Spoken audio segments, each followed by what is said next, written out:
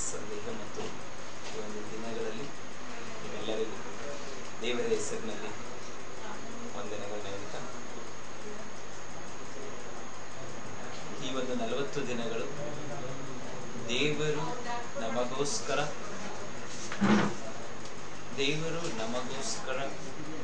ಬಲಿಯಾದಂತಹ ದಿನಗಳನ್ನು ನಾವು ನೆನೆಯುವಂಥ ದಿನ.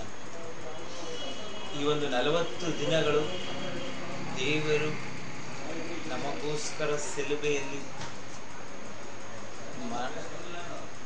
ಮರಣವನ್ನು ಹೊಂದಿ, ಮರಣದಿಂದಲೇ ಮರಣವನ್ನು ಜಯಿಸಿ ರಕ್ತವನ್ನು ಸುರಿಸಿದ ದಿನಗಳನ್ನು ನೆನೆಸಿಕೊಂಡು ಇರುವಂತಹ ದಿನಗಳು. ಈ ಒಂದು ದಿನಗಳನ್ನೇ ಅತಿ ಹೆಚ್ಚಾಗಿ ನಾವು ಆ ಶಿಲುಬೆಯನ್ನು ನೆನೆಸುವಂತಹ ದಿನಗಳು. ಅನೇಕ ಜನ ಅನೇಕ ಕಾರ್ಯಗಳನ್ನು ಈ ಒಂದು 40 ದಿನದಲ್ಲಿ ಮಾಡ್ತಾ ಇರಬಹುದು, ಮಾಡ್ತಾ ಇದ್ದೀರಾ, ದೇವರನ್ನ ನೆನೆಸ್ತಾ ಇದ್ದೀರಾ. ಪ್ರತಿಯೊಬ್ಬರಿಗೂ ಗೊತ್ತಿರುವಂಥದ್ದು, ಮೊದಲನೇದು ದೇವರು ಶಿಲುಬೆಯಲ್ಲಿ ನಮ್ಮೆಲ್ಲ ಪಾಪಗಳಿಗೋಸ್ಕರ ಬಲಿಯಾಗಿದೆ. ಯಾಕಂದರೆ ಪ್ರತಿಯೊಬ್ಬರು ಬಲಿಯಾಗುವಾಗ ಈಗ ಯಾವುದೇದಾದರೂ ಒಂದು ರಕ್ತವನ್ನು ಸಿದ್ದಿದ್ರೆ ಮಾತ್ರ ಅದಕ್ಕೆ ಒಂದು ನಿವಾರಣೆ ಅನ್ನೋದನ್ನು ತಿಳಿದಿರೋದ್ರಿಂದ ಹಾಗೆ ಒಂದು ಮೊದಲನೇದು. ಎರಡನೇದು ಅತಿ ಹೆಚ್ಚಾಗಿ ಸತ್ಯವೇದದಲ್ಲಿ ಹೇಳಲ್ಪಡ್ತದೆ. 2 ಕೊರಿಂಥರು 5ನೇ ಅಧಿಕಾರ 15ನೇ ವಾಕ್ಯದಲ್ಲಿ ಹೇಳಲ್ಪಡ್ತದೆ, ಜೀವಿಸುವವರು ಇನ್ನು ಮೇಲೆ ತಮಗಾಗಿ ಜೀವಿಸದೆ ತಮಗೋಸ್ಕರ ಸತ್ತು ಎದ್ದು ಬಂದಾತನಿಗಾಗಿ ಜೀವಿಸಬೇಕೆಂತಲೇ ಆತನು ಎಲ್ಲರಿಗೋಸ್ಕರ ಸತ್ತನು. ಅಂದರೆ ಜೀವಿಸರು ಇನ್ನು ಮೇಲೆ ಅಂತಂದರೆ ಜೀವಿಸುವಂತಹ ಅವರು ಇನ್ನು ಮೇಲೆ ನಾವು ನಮಗೋಸ್ಕರ ಜೀವಿಸ್ತೇನೆ, ನಮಗೋಸ್ಕರ ಸತ್ತಂತಹ ಆತನಿಗೋಸ್ಕರ ಜೀವಿಸುವಂಥವರಾಗಿರಬೇಕು. ಅದಕ್ಕೋಸ್ಕರನೇ ಆತನು ನಮಗೋಸ್ಕರ ಸತ್ತನು ಎಂಬುದು ಬಹಳ ಮುಖ್ಯವಾದಂಥದ್ದು. ಹಾಗಾಗಿ ನಾವು ಪ್ರತಿಯೊಬ್ಬರೂ ಸಹ ಅವರಿಗೋಸ್ಕರ ಜೀವಿಸುವಂಥವರಾಗಿ ನಾವು ಕಾಣಲ್ಪಡಬೇಕು. ಅದೇ ರೀತಿಯಾಗಿ ಸತ್ಯವೇದ ಗಲಾತ್ಯರು 2ನೇ ಅಧಿಕಾರ 20ನೇ ವಾಕ್ಯದಲ್ಲಿ ಹೇಳುತ್ತದೆ, ಇನ್ನು ಜೀವಿಸುವವರು ನಾವಲ್ಲ ಅಂತ ಹೇಳಿ. ಸೊ ಇನ್ನು ಜೀವಿಸುವಂಥವರು ನಾವಾಗಿರುವುದಿಲ್ಲ, ಜೀವಿಸುವಂಥವರು ಆತನಾಗಿರ್ತಾನೆ. ನಾವು ಆತನಿಗೋಸ್ಕರ ಜೀವಿಸುವಂಥವರಾಗಿರಬೇಕು. ಈ ಒಂದು 40 ದಿನಗಳಲ್ಲಿ ನಾವು ಆತನಿಗೋಸ್ಕರ ಜೀವಿತವಾಗಿರುವಂಥದ್ದು ಇರಬೇಕು ನಮ್ಮ ಜೀವನ. ಮಾತ್ರವಲ್ಲ, ಬೇರೆಯವರನ್ನು ಮೆಚ್ಚಿಸುವುದಕ್ಕೋಸ್ಕರ ಅಲ್ಲ. ಇದು ಏನೋ ಒಂದು 40 ದಿನ ಬಂದಿದೆ, ಮಾಡಬೇಕಾಗಿದೆ, ಸದಾಚಾರವಾಗಿಯೂ ಅಥವಾ ಒಂದು ಪಾರಂಪರಿಕವಾಗಿ ಬಂದಿದೆ, ಇದನ್ನು ನಾನು ಮಾಡಬೇಕು ಅನ್ನುವುದಲ್ಲ.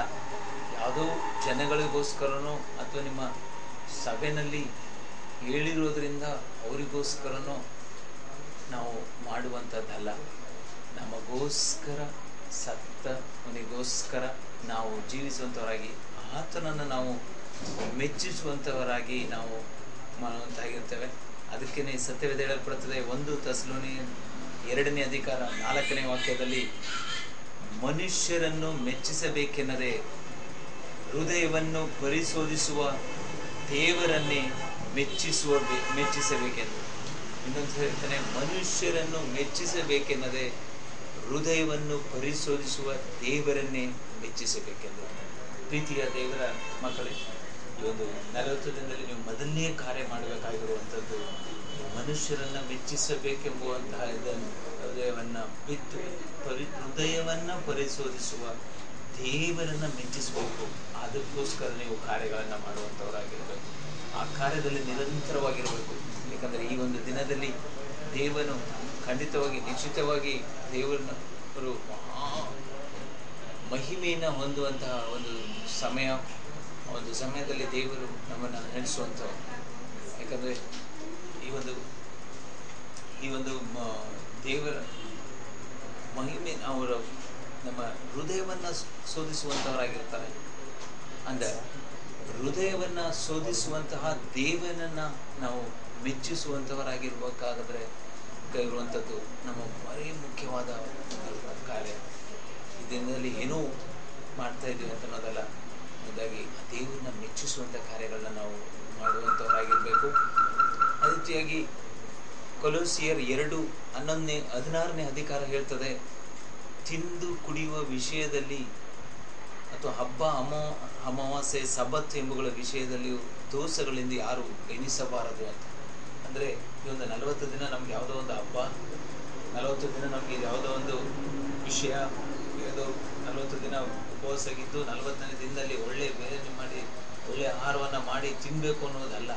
ಸತ್ಯವೇದ ಹೇಳಲ್ಪಡುತ್ತದೆ, ತಿಂದು ಕುಡಿಯುವ ವಿಷಯದಲ್ಲಿಯೂ ಹಬ್ಬ ಅಮಾವಾಸ್ಯೆ ಎಂಬ ಸಬ್ಬತ್ ಎಂಬುಗಳ ವಿಷಯದಲ್ಲಿಯೂ ನಾವು ದೋಷಗಳೆಂದು ಯಾರು ಎಣಿಸಬಾರ್ದು. ನಾವು ಏನೋ ಒಂದು ದೋಷ ಮಾಡ್ತಾ ಇದ್ದೀವಿ ಇವರು ಅಂತ ಹೇಳಿ ಎಣಿಸಬಾರ್ದು. ಇದು ದೇವರನ್ನು ಮೆಚ್ಚಿಸುವಂತಹ ಕಾರ್ಯ ಆಗಬೇಕು. ಅದನ್ನು ನಾವು ಮಾಡುವಂಥವರಾಗಿರಬೇಕು. ಈ ಕಾರ್ಯಗಳಂತಂದ್ರೆ ಏನೆಲ್ಲ ಮಾಡಬಹುದು ದೇವರಿಗೆ ಎಂಬುದರಲ್ಲಿ ಈ ಒಂದು ಒಳ್ಳೆಯ ಸಮಯದಲ್ಲಿ ನಾನೊಂದು 5 ಅತಿ ಮುಖ್ಯವಾದ ಕಾರ್ಯಗಳನ್ನು ಹೇಳ್ತೇನೆ. ಅದನ್ನು ನಾವು ನೆರವೇರಿಸುವಾಗ ಖಂಡಿತ ದೇವರು ನಮ್ಮನ್ನು ಆಶೀರ್ವದಿಸುತ್ತಾನೆ. ಯಾಕಂದರೆ ನಾನು ಸಹ ಯಾವುದೋ ಆಚಾರ ವಿಚಾರ ಹಬ್ಬ ಅಮಾವಾಸ್ಯೆ ಸಡಗರಾಚಾರಗಳಲ್ಲಿ ಇದ್ದಂಥವನೇ. ಆದರೆ ಇದೇ ಈ ಒಂದು ಈಸ್ಟರ್ ಸಮಯದಲ್ಲೇ ದೇವರು ನನ್ನನ್ನು ರಕ್ಷಣೆ ಹೊಂದುವಂತೆ ಮಾಡಿ, ದೇವರ ಒಂದು ಆ ನಮ್ಮ ಹೃದಯಗಳನ್ನು ಪರಿಶೋಧಿಸುವ ದೇವರಿಗೋಸ್ಕರ ಬದುಕುವಂಥವನಾಗಿ ಮಾಡಿ ಈ ದಿನ ನಮ್ಮನ್ನು ಆಶೀರ್ವದಿಸಿದ್ದಾನೆ.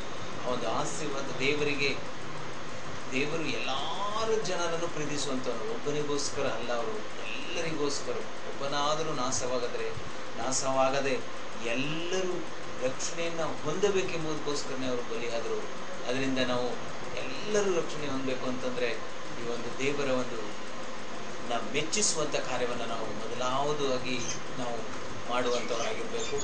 ಎರಡನೇದು, ನಾವು ಎಲ್ಲ ವಿಷಯಗಳಲ್ಲೂ ಸಜ್ಜನರಾಗಿ ನಡೆದುಕೊಳ್ಬೇಕು ಎಂದು ಅಪೇಕ್ಷಿಸೋದಾಗಿದ್ದು, ನಮ್ಮ ಮನಸ್ಸಿನಿಂದ ಒಳ್ಳೆ ಸಾಕ್ಷಿ ಹೊಂದಿದ್ದೇವೆ. ನಾವು ಎಲ್ಲ ವಿಷಯದಲ್ಲೂ ಸಜ್ಜನರಾಗಿ ನಡ್ಕೊಳ್ಬೇಕು. ಹೇಗೆ ಸಜ್ಜನರಾಗಿ ನಡ್ಕೊಳ್ಬೇಕು? ಏನೋ ನಿಮ್ಮ ತಂದೆ ತಾಯಿ ಎದುರುಗಡೆ ಮಾತ್ರ ಇವನು ಚೆನ್ನಾಗಿದ್ದಾನೆ, ಇವನು ಚರ್ಚ್ಗೆ ಹೋಗ್ತಾ ಇದ್ದಾನೆ, ಸಬ್ಬತ್ನಲ್ಲಿ 40 ದಿನ ಇವನು ಫಾಸ್ಟಿಂಗ್ ಮಾಡ್ತಾ ಇದ್ದಾನೆ, ಸರಿಯಾಗಿ ಚರ್ಚ್ಗೆ ಅಲ್ಲ. ನಿನ್ನ ಸಾಕ್ಷಿ ನಿನಗೆ ಸಾಕ್ಷಿ ಹೇಳುವಂತಾಗಿರ್ಬೇಕು. ಅದೇ ಸಜ್ಜನವಾಗಿ ನಡೆದುಕೊಳ್ಳುವಂಥದ್ದು. ಮೊದಲನೇದು ನಾನು ಹೇಳಿದೆ, ದೇವರನ್ನು ಮೆಚ್ಚಿಸುವಂಥವರಾಗಿರ್ಬೇಕು. ಮೊದಲನೇ ಕಾರ್ಯ.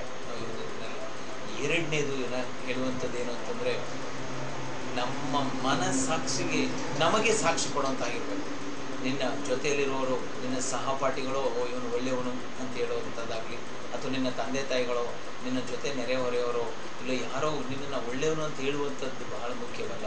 ಅದಕ್ಕಿಂತ ಹೆಚ್ಚಾಗಿ ನಿನ್ನ ಮನಸ್ಸಾಕ್ಷಿ ಅನ್ನಬಹುದು ನಿನಗೆ ಸಾಕ್ಷಿ ಹೇಳಬೇಕು, ಇವನು ಒಳ್ಳೆಯವನು, ಇವನು ಸರಿ. ಯಾಕಂದರೆ ಕೆಟ್ಟದ್ದನ್ನು ಒಳ್ಳೆಯದನ್ನು ಮಾಡುವಂಥದ್ದು ನಿನ್ನ ಮನಸ್ಸಾಕ್ಷಿಗೆ ಗೊತ್ತಿರ್ತದೆ ಹೊರತು ನಿನ್ನ ತಂದೆ ತಾಯಿಗಾಗಲೂ ಗೊತ್ತಿರೋದಿಲ್ಲ. ನೀನು ಮೋಸ್ಟ್ಲಿ 40 ದಿನ ಉಪವಾಸ ಮಾಡ್ತಾ ಇದ್ದೀನಿ ಅಂತಂತ ಹೇಳಿ ನೀನು ನೆನೆಸ್ಕೊಂಡು ಫ್ರೆಂಡ್ಸ್ ಜೊತೆಯಲ್ಲಿ ನೀನೇನಾದರೂ ಹೋಗಿ ಒಳ್ಳೆ ಮಸಾಲೆ ದೋಸೆನೋ ಅಥವಾ ಈರುಳ್ಳಿ ದೋಸೆನೋ ಇಲ್ಲ ಏನೋ ಬಿರಿಯಾನಿನ ತಿನ್ಕೊಂಡು ಬಂದಿದ್ರೆ ಅದು ನಿಮ್ಮ ತಂದೆ ತಾಯಿಗೆ ಗೊತ್ತಿರೋಲ್ಲ. ಆದರೆ ನಿನ್ನ ಒಂದು ಮನಸ್ಸಾಕ್ಷಿ ಎಂಬುದು ಗೊತ್ತಿರ್ತದೆ, ಅದು ಖಂಡಿತ ಇರ್ತದೆ. ಈ 40 ದಿನದ ಏನಕ್ಕೆ ಉಪವಾಸ ಮಾಡ್ತಾ ಇದ್ರು? ಮೋಸೆನೂ ಸಹ ದೇವರನ್ನು ನೋಡುವಾಗ 40 ದಿನ ಉಪವಾಸದಿಂದ, ದೇವರನ್ನು ಕಾಣುವಾಗ ಅನ್ನ ನೀರನ್ನು ಬಿಟ್ಟು 40 ದಿನ ಉಪವಾಸ. ಕರ್ತನಾಗಿರೋ ಯೇಸು ಕ್ರಿಸ್ತು ಸಹ ಈ ಭೂಮಿಗೆ ಬಂದಾಗ ಜೀಸಸ್ ನಾನು ಹೊಂದಿದ ತಕ್ಷಣವೇ ದೇವ ಮಕ್ಕಳೇ ಅವರು 40 ದಿನಗಳು ಉಪವಾಸವನ್ನು ಮಾಡಿ ದೇವರ ಸಮ್ಮುಖದಲ್ಲಿ ಅವರು ಮಹಿಮೆಯನ್ನು ಕಾಣುವಂಥವರಾಗಿದ್ದಾರೆ. ಅದರಿಂದ ಈ ಒಂದು 40 ದಿನಗಳ ಉಪವಾಸ ನಾವು ಮಾಡುವಾಗ ದೇವರನ್ನು ಕಾಣುವಂಥವರಾಗಿರ್ಬೇಕು. ಮೋಸೆ ಹೇಗೆ ದೇವರ ಜೊತೆ ನಿಂತರು, ಹೇಗೆ ಕರ್ತನಾಗಿ ಯೇಸು ಕ್ರಿಸ್ತನು ಸಹ ಮನುಷ್ಯ ಕುಮಾರನಾಗಿ ಲೋಕಕ್ಕೆ ಬಂದಾಗ 40 ದಿನ ದೇವರ ಜೊತೆಯಲ್ಲಿ ಹೇಗಿದ್ದನು, ಅದೇ ಥರ ನಾವು ಸಹ ದೇವರ ಜೊತೆಯಲ್ಲೇ ಇರಬೇಕು ಎಂಬುದಕ್ಕೋಸ್ಕರವೇ ಈ ಒಂದು 40 ದಿನಗಳು ಸಿಲುಬೆ ನಮಗೋಸ್ಕರ ಬಲಿ ಅದನ್ನು ನೆನೆಸಿಕೊಂಡು 40 ದಿನ ಇರುವಂಥದ್ದು. ಹಾಗಾಗಿ ಅದಕ್ಕಾಗಿ ನಾವು ಮಾಡುವಂಥ ಮೊದಲನೇದು ದೇವರನ್ನ ಮೆಚ್ಚಿಸುವಂಥವರಾಗಿರ್ಬೇಕು. ಎರಡನೇದು ಸಜ್ಜನರಾಗಿ ನಡೆದುಕೊಳ್ಬೇಕು. ಅಂದರೆ ನಮ್ಮ ಮನಸ್ಸಾಕ್ಷಿ ನಮಗೆ ಸಾಕ್ಷಿ ಹೇಳುವಂಗೆ ನಾವು ಮಾಡಿಕೊಳ್ಳುವಂಥದ್ದು, ಅದು ಎರಡನೇದು. ಯಾಕಂದರೆ ನಮ್ಮ ಹೃದಯ ನಮ್ಮನ್ನು ದೋಷಗಳೆಂದು ನಿರ್ಣಯಿಸದಿದ್ದರೆ ಸಾಕು. 1 ಯೋಹನ 3ನೇ ಅಧಿಕಾರ 21ನೇ ವಾಕ್ಯದಲ್ಲಿ ಹೇಳಲ್ಪಡುತ್ತದೆ, ನಮ್ಮ ಹೃದಯವು ನಮ್ಮನ್ನು ದೋಷಿಗಳೆಂದು ನಿರ್ಣಯಿಸದಿದ್ದರೆ ಅಂತ ಹೇಳಿ. ನಮ್ಮ ಹೃದಯ ನಮ್ಮನ್ನು ದೋಷಿಗಳೆಂದು ನಿರ್ಣಯಿಸಬಾರ್ದು.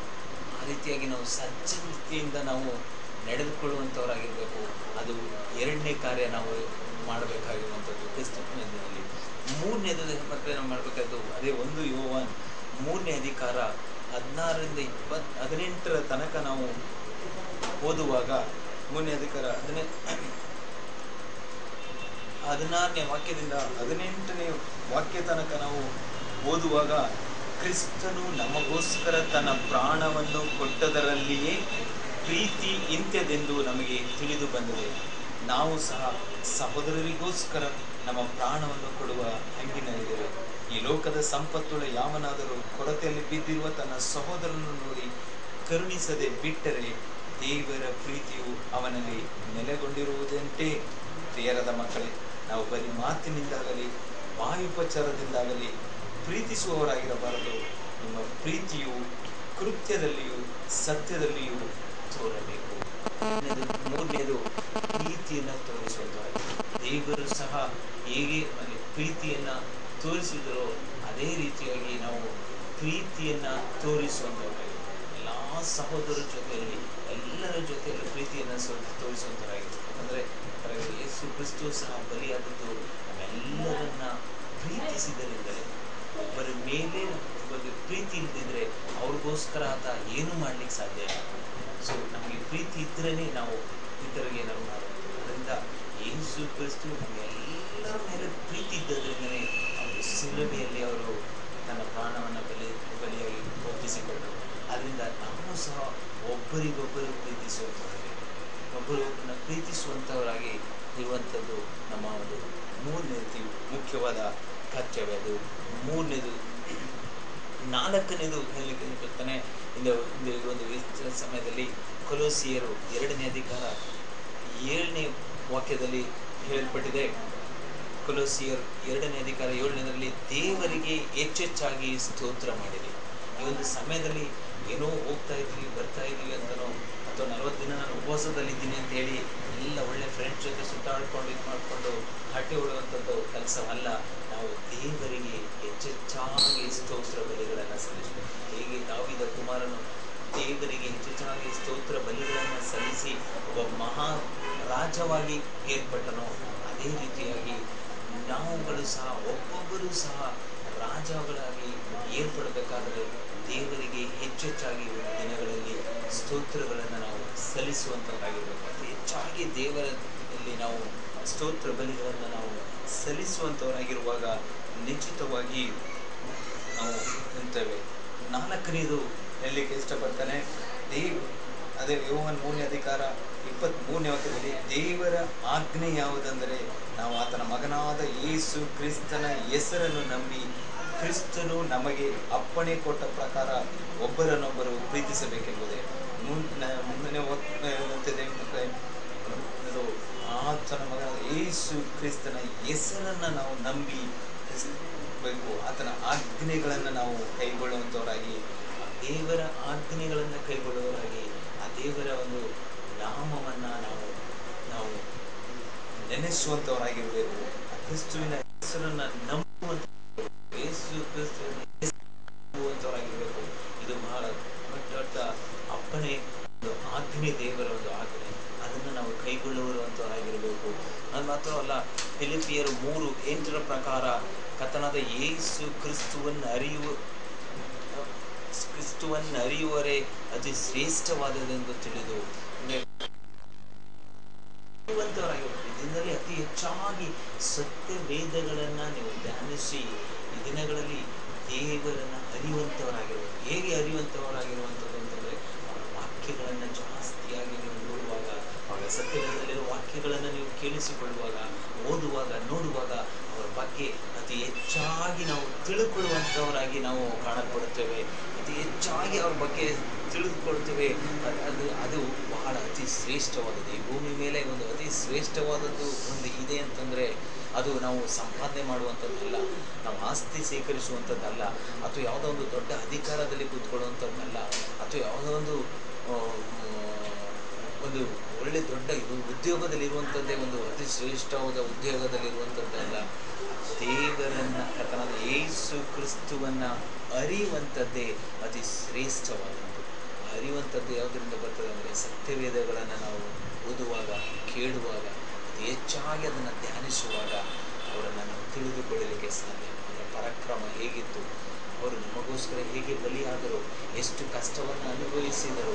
ಒಬ್ಬ ಮಹಾ ಉನ್ನತವಾದ ದೇವನಾಗಿದ್ದರೂ ಸಹ, ಭೂಮಿ ಆಕಾಶಗಳನ್ನು ಉಂಟು ಮಾಡಿದ ದೇವನಾಗಿದ್ದರೂ ಸಹ ನಮ್ಮ ಮೇಲೆ ಅತಿಯಾದ ಪ್ರೀತಿಯನ್ನು ಇದ್ದದ್ರಿಂದ ಒಬ್ಬ ಸಾಧಾರಣ ಮನುಷ್ಯನಾಗಿ ಭೂಮಿ ಮೇಲೆ ಬಂದು 33 ವರ್ಷಗಳು ಇಲ್ಲಿ ಇದ್ದು, ನಂತರ ದೇವರು ನಮಗೋಸ್ಕರ ಒಂದು ಕುರಿಮರಿಯನ್ನು ಹೇಗೆ ಬಲಿಯಾಗಿ ತೆಗೆದುಕೊಂಡರೋ ಆ ರೀತಿಯಾಗಿ ಒಂದು ಕುರಿಮರಿಯಾಗಿ ಅವರು ತಮ್ಮ ಪ್ರಾಣವನ್ನು ಚೆಲ್ಲಿ ನಮಗೋಸ್ಕರ ಬಲಿಯಾಗಿ ಮರಣದಿಂದಲೇ ಜಯಿಸಿ ಮತ್ತೆ ಮಹಿಮೆಯಲ್ಲಿ ಅವರು ಚಲಿಸುವಂಥವರಾದರೂ ಅದೇ ರೀತಿಯಾಗಿ ನಾವು ನೋಡಬೇಕಾದ್ರೆ ಅದು ಅವರನ್ನು ತಿಳಿದುಕೊಳ್ಳುವಂಥದ್ದೇ ಅತಿ ಶ್ರೇಷ್ಠವಾದದ್ದು. ಈ ರೀತಿಯಾದ ದೇವರನ್ನು ತಿಳಿದುಕೊಳ್ಳುವಂಥದ್ದೇ ಅತಿ ಶ್ರೇಷ್ಠವಾದಂಥದ್ದು. ಮತ್ತು ಇನ್ನೊಂದು ಅಂತಂದರೆ ಎಫೆಸಿಯ 6ನೇ ಅಧಿಕಾರ 18ನೇ ವಾಕ್ಯದಲ್ಲಿ ಹೇಳ್ಬಿಡ್ತದೆ, ಎಲ್ಲ ಸಮಯಗಳಲ್ಲಿ ದೇವರನ್ನು ಪ್ರಾರ್ಥಿಸುವಿ. ಎಲ್ಲ ಸಮಯಗಳಲ್ಲಿ ದೇವರನ್ನ ಪ್ರಾರ್ಥಿಸುವಂಥವರಾಗಿರ್ಬೇಕು. ಪ್ರತಿಯೊಬ್ಬರು ಸಹ ಒಂದು ಸಂಘದಲ್ಲಿ ದೇವರನ್ನ ಪ್ರಾರ್ಥಿಸುವಂಥವರಾಗಿರ್ಬೇಕು, ಅತಿ ಹೆಚ್ಚಾಗಿ ಪ್ರಾರ್ಥಿಸುವಂಥವರಾಗಿರ್ಬೇಕು. ಅಬ್ರಹಾಂ ಲಿಂಕನ್ ಬಗ್ಗೆ ನಾವು ಕೇಳಿರ್ತೇವೆ. ಅವರು ಇಡೀ ಅಮೇರಿಕ ಒಬ್ಬ ಅಧ್ಯಕ್ಷ, ಆದ್ರೂ ಸಹ ಇಡೀ ಪ್ರಪಂಚದಲ್ಲಿ ಅವರು ಗೊತ್ತಿಲ್ಲ ಎಂಬ ಮನುಷ್ಯ ಒಬ್ಬನೂ ಸಹ ಇಲ್ಲ. ಅವ್ರು ಮಾಡ್ತಿದ್ದದ್ದು ಮೊದಲನೇ ಕಾರ್ಯ ಏನು ಅಂತಂದರೆ, ಬೆಳಿಗ್ಗೆ ಮೊದಲನೇ ಕಾರ್ಯ ಮಾಡ್ತಿದ್ದ ದೇವರನ್ನು ಪ್ರಾರ್ಥಿಸುವಂಥದ್ದು. ಯಾವುದೇ ಏನೇ ಇದ್ರೂ ಸಹ ದೇವರನ್ನ ಪ್ರಾರ್ಥಿಸಿದ ನಂತರವೇ ಅವರು ಮುಂದಿನ ಕಾರ್ಯಗಳನ್ನು ಮಾಡ್ತಾರೆ. ಒಂದು ಸರಿ ಅವರು ಗಂಟೆಗಟ್ಟಲೆ, ಅರ್ಧ ಗಂಟೆ, 1 ಗಂಟೆ ದೇವರ ಹತ್ರ ಪ್ರಾರ್ಥನೆ ಮಾಡುವಾಗ ಯಾರೋ ಬಹಳ ಮುಖ್ಯವಾದ ಡೆಲಿಗೇಟ್ಸ್ ಎಲ್ಲ ಬರುವಾಗ ಕೇಳಿದಂತೆ ಏನು ಮಾಡ್ತಾ ಇದ್ದಾರೆ ಅಂತ, ಬಹಳ ಮುಖ್ಯವಾದವ್ರ ಜೊತೆ ಮಾತಾಡ್ತಾ ಇದ್ದಾರೆ ಅಂತ ಹೇಳಿದ್ರಂತೆ. ಅವರ PA ಮುಖ್ಯವಾದವರು, ನಮಗಿಂತ ಮುಖ್ಯವಾದವ್ರು ಯಾರು ಅಂತ ಇವ್ರಿಗೆ ಹೇಳಿ ಆಶ್ಚರ್ಯ ಆಯ್ತಂತ. ನಿಮಗಿಂತ ಮುಖ್ಯವಾದವರು ಇದ್ದಾರೆ, ಪ್ರತಿದಿನ ಅವ್ರ ಹತ್ರ ಮಾತಾಡ್ದೇನೆ ಅವ್ರು ಖಂಡಿತ ಯಾವ ಕೆಲಸನೂ ಮಾಡಲ್ಲ, ದಯವಿಟ್ಟು ಕಾಯ್ದುಕೊಂಡಿರಿ ಅಂತ ಹೇಳಿದ್ರೆ. ಅವರೆಲ್ಲ ಬೇರೆ ದೇಶದ, ಹೊರ ದೇಶದ ಡೆಲಿಗೇಟ್ಸ್ಗಳು. ಹಾಗಾಗಿ ಅದಾದ ನಂತರ ಅವರು 1 ಗಂಟೆ ಆದ ನಂತರ ಬಂದ್ರಂತೆ. ನೀವು ಯಾರ ಜೊತೆ ಮಾತಾಡ್ತಾ ಇದೆ ಅಂದರೆ, ನಾನು ಈ ಒಂದು ಪದವಿಗೆ ಬರಲಿಕ್ಕೆ ಸಹಕಾರ ಮಾಡಿದ್ರು ನೋಡಿ, ಅವ್ರ ಹತ್ರ ನಾನು ಮಾತಾಡ್ತಾ ಇದ್ದೆ ಅಂತ ಹೇಳಿದಂತೆ. ಹೌದು, ಅವ್ರು ಯಾರು ಅಂತಂದಾಗ ಅವರೇ ನಮ್ಮನ್ನು ನಂಬಿರುವಂಥ ಕಥೆ ಯೇಸು ಕ್ರಿಸ್ತ ದೇವರು ಅಂತ ಹೇಳಿದಂತೆ. ಹಾಗಾಗಿ ನಾವು ಅವ್ರ ಜೊತೆ ಮಾತನಾಡುವಂಥದ್ದು, ಯಾವುದು ಮಾತನಾಡುವಂಥದ್ದು, ಪ್ರಾರ್ಥನೆ ಮಾಡುವಂಥದ್ದೇ ಅವ್ರ ಜೊತೆ ಮಾತನಾಡುವಂಥದ್ದು. ನಾವು ಪ್ರಾರ್ಥನೆ ಮಾಡುವಂಥದ್ದು ನಾವು ದೇವರ ಜೊತೆಯಲ್ಲಿ ಮಾತನಾಡುವಂಥದ್ದು, ಸತ್ಯವೇದವನ್ನು ಓದುವಂಥದ್ದು ದೇವರು ನಮ್ಮ ಜೊತೆ ಮಾತನಾಡುವಂಥದ್ದು. ಸೊ ನಾವು ಪ್ರಾರ್ಥನೆ ಮಾಡುವಾಗ ದೇವರು ಸತ್ಯವೇದದ ಮುಖಾಂತರ, ವಾಕ್ಯಗಳ ಮುಖಾಂತರ ನಮ್ಮ ಜೊತೆ ಮಾತನಾಡ್ತಾರೆ. ಹಾಗಾಗಿ ಎಲ್ಲ ಸಮಯದಲ್ಲೂ ನಾವು ದೇವರನ್ನು ಪ್ರಾರ್ಥಿಸುವಂಥವರಾಗಿರಬೇಕು. ಅದು ಬಹಳ ಮುಖ್ಯವಾದಂಥದ್ದು ನಮ್ಮ ಕಡೆ. ಅದೇ ರೀತಿಯಾಗಿ ಇಷ್ಟಪಡ್ತಾನೆ. ಮತ್ತೊಂದು ಇದು ಎಫೆಸಿಯ 2:10 ಸತ್ಕಾರ್ಯಗಳನ್ನು ಮಾಡುವವರಾಗಿರಬೇಕು. ಈ ಒಂದು ಸಮಯದಲ್ಲಿ ಕ್ರಿಸ್ತುವಿನ ಮಕ್ಕಳುಗಳು ಎಂಬುದಕ್ಕೆ ಒಂದು ಗುರುತು ಏನು ಅಂತಂದರೆ, ಸತ್ಕಾರ್ಯಗಳನ್ನು ಮಾಡುವಂಥವರಾಗಿರ್ಬೇಕು. ಬಹಳ ಅತಿ ಮುಖ್ಯವಾದಂಥ ಒಂದು ಮಹತ್ ಕಾರ್ಯಗಳು, ಅದನ್ನು ನಾವು ಕೈಗೊಳ್ಳುವಂಥವರಾಗಿರಬೇಕು. ನಾವು ಅದನ್ನು ನೆರವೇರಿಸುವಂಥವರಾಗಿರುವಾಗ ನಿಶ್ಚಿತವಾಗಿ ದೇವರು ನಮ್ಮನ್ನು ಅತಿಶಯವಾಗಿ ಅದ್ಭುತವಾಗಿ ನಡೆಸಿ ಅನೇಕ ಕಾರ್ಯಗಳನ್ನು ನಮ್ಮ ಜೊತೆಯಲ್ಲಿ ಮಾಡಲು ಇಚ್ಛಿಸುತ್ತಾರೆ.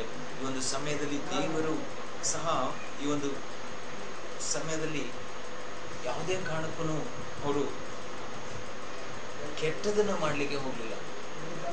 ಹಾಗಾಗಿ ನಾವು ಸಹ ದೇವರನ್ನು ನೆನೆಸಿಕೊಂಡವರಿಗೆ ಸತ್ಕಾರ್ಯಗಳನ್ನು ಮಾಡುವಂಥವರಾಗಿರಬೇಕು. ಅನೇಕ ಕಾರ್ಯಗಳು ಸತ್ಯವೇದದಲ್ಲಿ ಹೇಳಲ್ಪಡುತ್ತದೆ. ಅಂತ ನಾವು ಶುದ್ಧರಾಗಿರಬೇಕು, ಸತ್ಕಾರ್ಯ ಶುದ್ಧರಾಗಿರಬೇಕು, ಆದರಕ್ಕೆ ದೂರವಾಗಿರಬೇಕು, ಕಾಮಾಭಿಲಾಷೆಗೆ ಒಳಪಡದೆ ಪವಿತ್ರವಾದ ಮನಸ್ಸಿನಿಂದಲೂ ಘನತೆಯಿಂದಲೂ ಸಹೋದರನನ್ನು ವಂಚಿಸಿ ಕೇಡು ಮಾಡಬಾರ್ದು, ಗಂಡತನ ಇರಬಾರ್ದು, ಮಾತನ್ನು ತಾತ್ಸಾರ ಮಾಡುವವನಾಗಿರಬಾರ್ದು, ಮನುಷ್ಯನನ್ನು ತಿರಸ್ಕರಿಸುವಂಥವನಾಗಿರಬಾರ್ದು, ಸಹೋದರ ಸ್ನೇಹದಿಂದ ಇರಬೇಕು, ಒಬ್ಬರನ್ನೊಬ್ಬರನ್ನ ಪ್ರೀತಿಸುವಂಥವರಾಗಿರಬೇಕು, ಪ್ರೀತಿಯಲ್ಲಿ ಇನ್ನೂ ಹೆಚ್ಚೆಚ್ಚಾಗಿ ಪ್ರೀತಿಸುವಂಥವರಾಗಿರಬೇಕು, ಮತ್ತೊಬ್ಬರ ಕಾರ್ಯದಲ್ಲಿ ತಲೆ ಹಾಕದೇ ಇರುವಂಥವರಾಗಿರಬೇಕು. ಹಾಗೆ ಮಕ್ಕಳೇ, ಅನೇಕ ಕಾರ್ಯ ಒಬ್ಬರನ್ನೊಬ್ಬರನ್ನ ಸಂತೈಸುವಂಥವರಾಗಿದ್ದು ಮೇಲೆ ಅಂದರೆ ಆತ್ಮದ ಮೇಲೆ ಯುದ್ಧ ಮಾಡುವ ಶಾರೀರಿಕ ಅಭಿಲಾಷೆಗಳಿಂದ ದೂರವಾಗಿರಬೇಕು. ಇದು ಬಹಳ ಅತಿ ಮುಖ್ಯವಾದಂಥದ್ದು, ಕ್ರಿಸ್ತನ ಜನಗಳಿಗೆ ಬೇಕಾಗಿರುವಂಥದ್ದು. ಶಾರೀರಿಕ ಅಭಿಲಾಷೆಗಳಿಂದ ದೂರವಾಗಿರಬೇಕು. ಪ್ರತಿಯೊಂದು ಈ ಲೋಕದಲ್ಲಿ ಮಾಡುವಂಥದ್ದು ಶಾರೀರಿಕ ಅಭಿಲಾಷೆಗಳು, ಇದರಿಂದ ನಾವು ದೂರವಾಗಿರುವಂಥದ್ದು. ಸೊ ಇದು ಬಹಳ ಅತಿ ಮುಖ್ಯವಾದಂಥದ್ದು ರೀತಿಯಲ್ಲಿ ಕ್ರೈಸ್ತ ಬಂಧುಗಳು ಒಂದು ಸಮಯದಲ್ಲಿ ಈ ಒಂದು ಕಾರ್ಯಗಳನ್ನು ನೀವು ಮಾಡಿದರೆ ನಿಶ್ಚಿತವಾಗಿ ಸತ್ಯವೇದ ಹೇಳಲ್ಪಟ್ಟಿದೆ, ಅತಿ ಶೀಘ್ರದಲ್ಲೇ ದೇವರು ಬರಲಿದ್ದಾರೆ. ಅತಿ ಶೀಘ್ರದಲ್ಲೇ ಬರುವ ಒಂದು ಸಮಯದಲ್ಲಿ, ಯಾಕಂದರೆ ಸತ್ಯವೇದದಲ್ಲಿ ಹೇಳಲ್ಪಡುತ್ತದೆ ಗರ್ಭಾವಸ್ಥೆ ಭೂಮಿಗೆ ಶುರುವಾಗಿದೆ. ಆ ಗರ್ಭಾವಸ್ಥೆಯನ್ನು ನಾವು ನೋಡ್ತಾ ಇದ್ದೇವೆ, ಆ ಗರ್ಭಾವಸ್ಥೆಯನ್ನು ನಾವು ಕಾಣ್ತಾ ಇದ್ದೇವೆ. ಹಾಗಾಗಿ ಅತಿ ಶೀಘ್ರದಲ್ಲಿ ದೇವರು ಬರುವುದಕ್ಕಿಂತ ಮುಂಚೆ ನಾವು ಈ ಒಂದು ಎಲ್ಲ ಕಾರ್ಯಗಳನ್ನು ಮಾಡುವಂಥವರಾಗಿ ಇದೊಂದು ಒಳ್ಳೆಯ ಸಮಯ. ಕಾರ್ಯಗಳನ್ನ ಮಾಡಲಿಕ್ಕೆ ಇದೊಂದು ಒಳ್ಳೆಯ ಸಮಯ. ಯಾಕಂದರೆ 40 ದಿನಗಳು ಅನೇಕ ಕ್ರೈಸ್ತ ಬಂಧುಗಳು ನೀವು ಫಾಸ್ಟಿಂಗ್ ಅಂತೂ ಪ್ರತಿದಿನ ಚರ್ಚ್ಗೆ ಹೋಗುವಂಥ ಕಾರ್ಯಗಳಲ್ಲೂ ಸಹ ಮತ್ತು ಅನೇಕ ಕಾರ್ಯಗಳನ್ನು ನೀವು ಮಾಡ್ತಾ ಇದ್ದೀರಾ. ಅದರ ಜೊತೆ ಇವುಗಳನ್ನ ಒಳ್ಳೆಯ ಈ ಕಾರ್ಯಗಳನ್ನು ನೀವು ಮಾಡುವಾಗ ಅದು ಅತಿ ಮುಖ್ಯವಾಗಿರುತ್ತದೆ. ಈ ಒಂದು ದಿನಗಳನ್ನು ನೀವು ವ್ಯರ್ಥ ಮಾಡದಂತೆ ಈ ಒಂದು ಎಲ್ಲ ಹೇಳಲ್ಪಟ್ಟಂಥ ಎಲ್ಲ ಕಾರ್ಯಗಳನ್ನು ನೀವು ಮಾಡುವಾಗ ನಿಶ್ಚಿತವಾಗಿ ದೇವರು ನಿಮ್ಮ ಪ್ರತಿಯೊಬ್ಬರಿಗೂ ಸಹ ದಯೆಯನ್ನು ಅನುಗ್ರಹಿಸಿ ನಡೆಸುವಂಥವನಾಗಿರ್ತಾನೆ. ಆದ್ದರಿಂದ ಎಲ್ಲರಿಗೂ ಒಂದು ಸಮಯದಲ್ಲಿ ಸಿಲುಬೆಯನ್ನು ಕುರಿತು ಧ್ಯಾನಿಸುವಂಥವರಾಗಿ, ಕರ್ತನಾದ ಯೇಸು ಕ್ರಿಸ್ತು ನಮಗೋಸ್ಕರ ಬಲಿಯಾದದ್ದನ್ನು ನಾವು ಧ್ಯಾನಿಸುವಂಥವರಾಗಿ ಇರಬೇಕು ಆದಂತಹ ದಿನಗಳು ಇದು 40 ದಿನಗಳು. ಇದು ಮಾತ್ರವಲ್ಲ, ನಾನು ಮೊದಲನೇ ವಾಕ್ಯದಲ್ಲಿ ಹೇಳಿದಂತೆ ಜೀವಿಸುವವರು ನಾವಲ್ಲ, ಅವರಿಗೋಸ್ಕರ ನಾವು ಜೀವಿಸುವಂಥವರಾಗಿರಬೇಕು. ನಮ್ಮ ಜೀವನ ಪೂರ್ತಿ ಅವರಿಗೋಸ್ಕರ ಜೀವಿಸುವಂಥವರಾಗಿ ನಾವು ಒಪ್ಪಿಸಿಕೊಟ್ಟು ನಾವು ನಡೆಸೋಣ. ಎಲ್ಲರಿಗೂ ಒಂದು ಸಮಯದಲ್ಲಿ ಯೇಸು ಕ್ರಿಸ್ತುವಿನ ನಾಮದಲ್ಲಿ ಎಲ್ಲ ಕ್ರೈಸ್ತ ಬಂಧುಗಳಿಗೂ ನಾನು ಶುಭವನ್ನು ಆಚರಿಸ್ತಾ, ದೇವರು ನಿಮಗೆಲ್ಲರಿಗೂ ಒಳ್ಳೆಯ ಕಾರ್ಯವನ್ನು ಮಾಡಿ ಬರುವ ದಿನಗಳಲ್ಲಿ ಇನ್ನೂ ಅನೇಕ ಆಶೀರ್ವಾದಗಳ ದಯೆಯನ್ನು ನೀವು ಹೊಂದಿಕೊಳ್ಳುವಂತೆ ದೇವರು ದಯಪಾಲಿಸಿ ಅಂತ ಹೇಳಿ